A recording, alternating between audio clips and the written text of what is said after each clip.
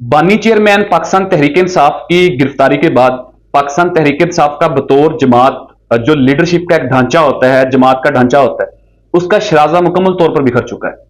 आपने कई दफा देखा होगा कि पार्टी लीडरशिप बानी चेयरमैन से मुलाकात करती है अडयाला जेल के अंदर, और जब वो टोलियों की शक्ल के अंदर बाहर आते हैं तो हर ग्रुप का कोई ना कोई नई स्टेटमेंट होती है।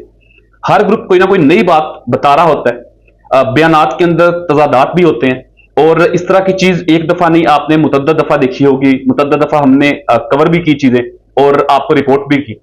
अब से कुछ ही देर कबल एक बड़ी खबर जो है वो मंजर आम के ऊपर आई, और यह खबर थी कि पाकिस्तान तहरीक इंसाफ के रहनुमा शेर अफजल खान मरवत, जो वकील रहनुमा भी हैं और पाकिस्तान तहरीक इंसाफ को इलेक्शंस के अंदर काफी मुतहरक रखा उन्होंने, और कोई तारफ के मोहताज नहीं है। ऑब्वियसली उनका नाम ही जो बंदा भी पॉलिटिकल सेंस रखता है, उनका नाम सुन के उन्हें अंदाजा हो जाता है कि किसकी बात हो रही है। तो खबर यह है कि जी शेर अफजल मरवत की पाकिस्तान तहरीक इंसाफ ने जो बुनियादी रुकनीत है वो मुअत्तल कर दी है।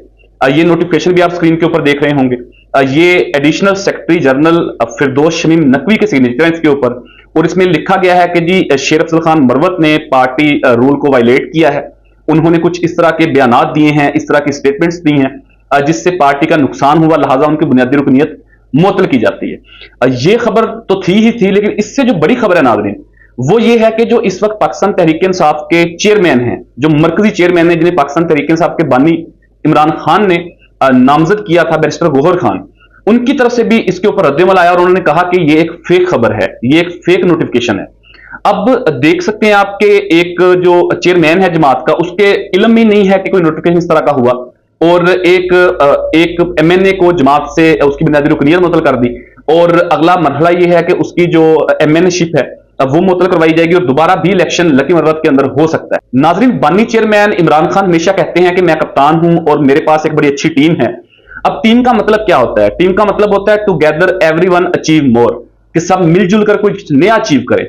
लेकिन इस वक्त जो पाकिस्तान तहरीक इंसाफ की क्यादत है आपके सामने है, उनकी जो भी अचीवमेंट है, उनके वर्कर्स जो हैं पीटीआई के वो भी, और वो पाकिस्तानी जिनका टिल्ट पाकिस्तान तहरीक इंसाफ की तरफ है, जिन्होंने वोट इस दफा 70% के करीब पाकिस्तान तहरीक इंसाफ के लोगों को दिया, वो इस कदर मायूस हैं इस मौजूदा क्यादत से कि आप तसव्वुर नहीं कर सकते। क्योंकि हमारा बतौर सहाफी रोजाना लोगों से इंटरेक्ट होता है, तो लोग अपने अपने ख्यालात का इजहार भी करते हैं, कुछ चीजें मीडिया के ऊपर रिपोर्ट हो जाती हैं, कुछ चीजें नहीं हो पाती।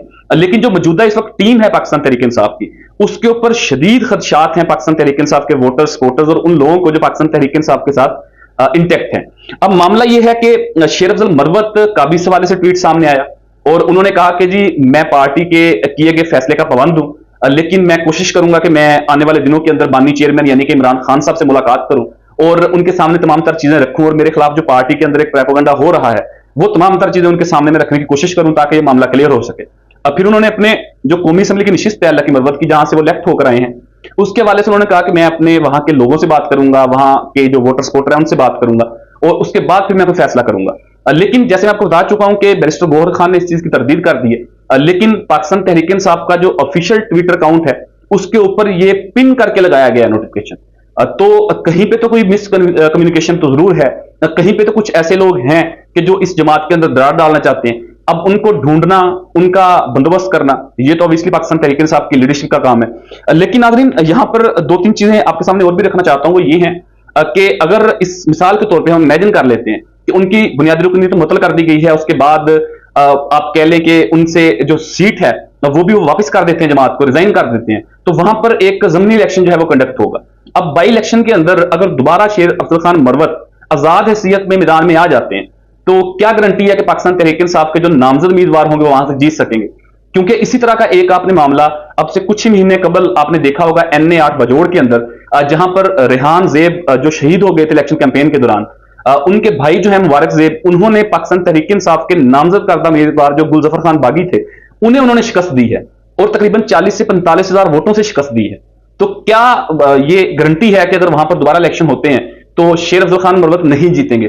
अगर वो वहां से दोबारा इलेक्शन आजाद हैसियत में जीत जाते हैं तो फिर पाकिस्तान तहरीक इंसाफ क्या लायामल इख्तियार करेगी, या उन्हें काउंटर करने के लिए वो क्या कर सकेंगे? हालांकि अगर आप माजी करीब के अंदर देखें, इलेक्शन के फौरन बाद जब PAC यानी कि पब्लिक अकाउंट्स कमेटी का जब मामला आया, तो उसकी चेयरमैनशिप के लिए भी शेर अफजल खान मरवत का नाम सामने आता रहा है। तो एक इतनी इंपॉर्टेंट पोजीशंस के लिए आप एक बंदे को कंसीडर कर रहे हैं, बानी चेयरमैन को कंसीडर कर रहे हैं, लेकिन अभी कुछ ही हफ्तों के बाद, यानी कि उस बात से लेके आज को 2 महीने हुए होंगे, कुछ ही हफ्तों के बाद आप उसकी बुनियादी रुकनीत भी मुअत्तल कर दें तो आप देख लें कि पार्टी के अंदर किस कदर खला है।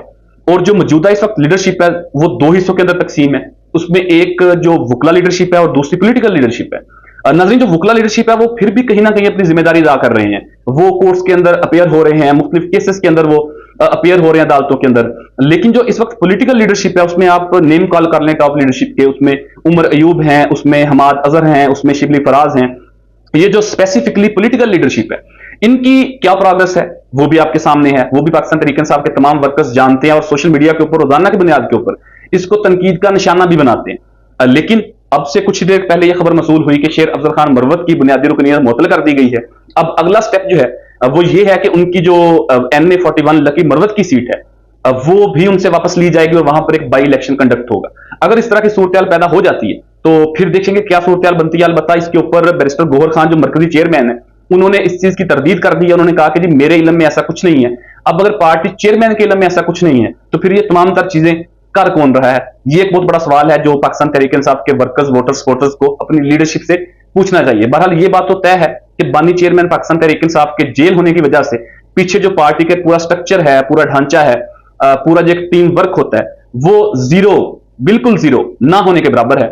और रोजाना नित नए तदाद जो है वो सामने आते हैं। इस हवाले से ही, इसी वजह से ही जो है वो मौजूदा लीडरशिप मौजूदा हुकूमती सेटअप को बिल्कुल भी परेशान नहीं कर पा रही। मतलब एक इतना बड़ा मैंडेट आपके पास, आप बिल्कुल एक जलसा भी नहीं कर पाए पूरे साल के अंदर। हालांकि छोटी छोटी जमातें, TLP है, जमात इस्लामी है, उन्होंने जलसे भी किए, उन्होंने धरना भी दिया इस्लामाबाद के अंदर आकर, लेकिन पाकिस्तान तहरीक इंसाफ बतौर जमात एक जलसा भी नहीं कर पाई।